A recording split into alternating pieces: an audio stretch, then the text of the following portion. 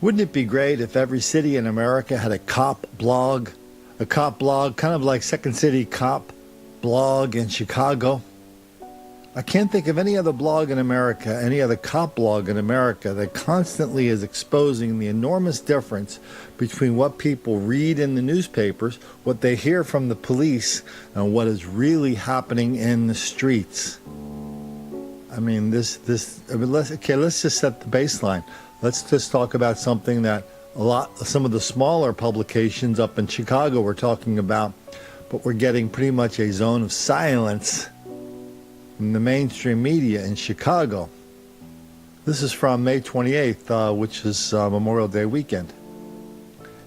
It's time for the Federal Order of Police to come out with no-go zones for the public. Downtown and Michigan Avenue were up for grabs last night. Packs of black youths were fighting and damaging property. CTA, which is the bus company, and trolley company, even shut down northbound Red Line trains. And CPD herded them to the L stops and sent them packing. Target store at Clark and Roosevelt was overwhelmed. Stay the F out of downtown. The Federal Order of Police should take it to the mayor and other enablers. Wake up. There were 300 plus animals downtown last night, not one single mention in the media. Ridiculously corrupt reporting. So what happens during a 90-degree weekend when there aren't 1,000 extra cops on patrol, especially after school lets out? Many reports of CPD merely escorting the ne'er-do-wells to the Red Line out of downtown. That's some deterrent. Better advise everyone you know who might be coming downtown to come loaded for bear. Why don't we get a little bit of the background on that when the newspaper finally did get around to covering some of it. Let's see how exactly far from reality they can get when they're kind of forced to cover this kind of story. Cop reporters, they came across a couple of the fellas beating, kicking, robbing another black guy in downtown Chicago. There were several groups, anywhere from 10 to 20 people to over 100, roaming downtown Chicago, beating people, destroying property, robbing people, defying police, and doing stuff like this. But what do we get from Chicago? What do we get from the newspaper there? All we get is a headline. Listen to this story. Police try to keep peace downtown along the lake by directing large groups of troublesome teens to express trains. Translation: there were large groups of black people engaging in really nasty bits of black mob violence, and the only thing the cops did was put them on a train. A couple of reporters kind of stumbled onto these guys accidentally. Let's hear how they look at it. The large groups of teens had been wandering downtown. Okay, so we have a million words to describe what happens when large groups of black people are rampaging through a neighborhood of downtown, destroying property, defying police, assaulting people, threatening people, creating incredible levels of violence and mayhem. And what does the newspaper say? Well, they were wandering downtown, and they were borderline criminal. That's what one of the cops said. Wow. Let's just get some more quotes here, because the level of delusion is just as high as I've seen anywhere in these Chicago papers when they talk about this stuff. Okay, so they're talking about how they just put the kids on a bus, right?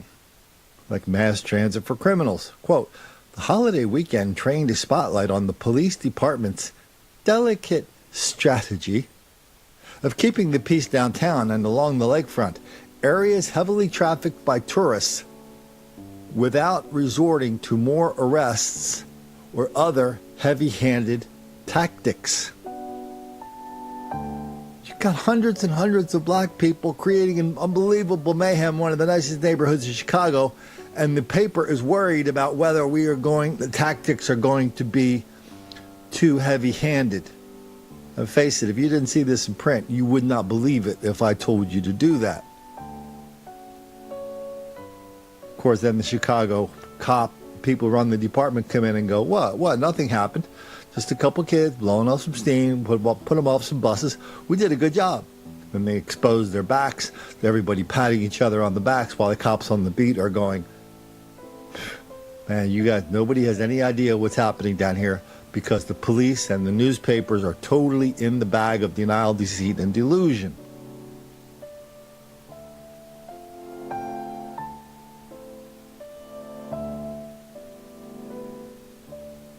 Here we go. Now why don't we just when you thought the delusion was at all-time record levels, why don't we go to Edwin Yanka? He's spokesman for the American Civil Liberties Union of Illinois. He said reports of police funneling groups to express trains were incredibly troubling. Who made that decision? How were decisions made about who was going to be put on the train? Well, they only had two choices. You put them on the train or you put them in a paddy wagon. Now this guy's complaining about putting him on a train.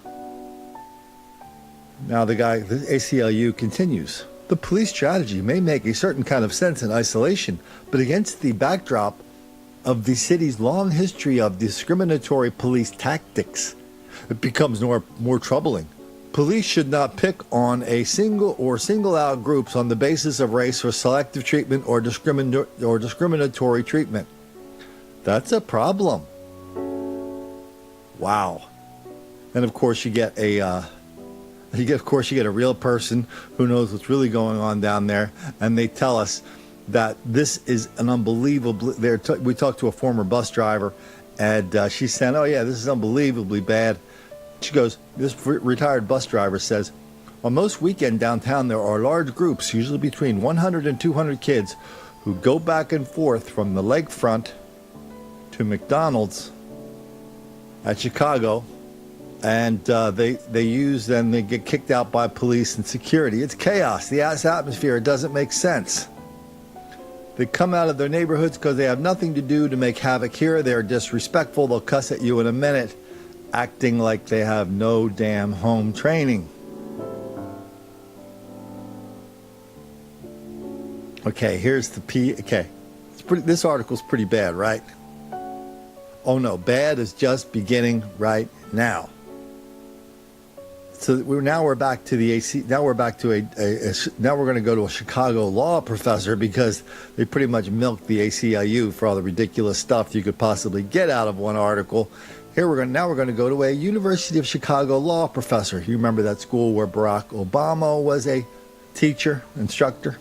Quote, such tactics, which is basically putting people on the bus, such tactics are preferable to making mass arrests, but they still raise red flags, particularly because the teenagers involved were all black, said Craig Futterman, this professor who works on civil rights and police accountability issues.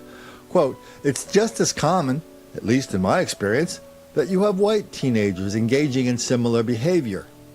Do we have a similar response? He said, I don't know what borderline criminal is. It is or it isn't. Okay, so this professor from the University of Chicago says white kids do it too. Okay, this is too easy, right? Show me, professor. Show me, Chicago Tribune. This is the worst, biggest, fattest, most easily refutable lie I've ever seen in the Chicago papers. White kids do it too. Good Lord, if that's true, how easy would it be to prove? Yeah, Colin, here's a little thing from YouTube. It doesn't happen in Chicago. It doesn't happen downtown. It doesn't happen at the carnivals. It doesn't happen at the sporting events. It doesn't happen just day to day to day. This kind of large-scale violence in Chicago and mayhem is a black thing, capiche? And now we've got a professor from the University of Chicago saying white kids do it too and nobody calls them on it? Because calling law professors when they say ridiculously stupid things like that. Apparently that makes the black kids angry.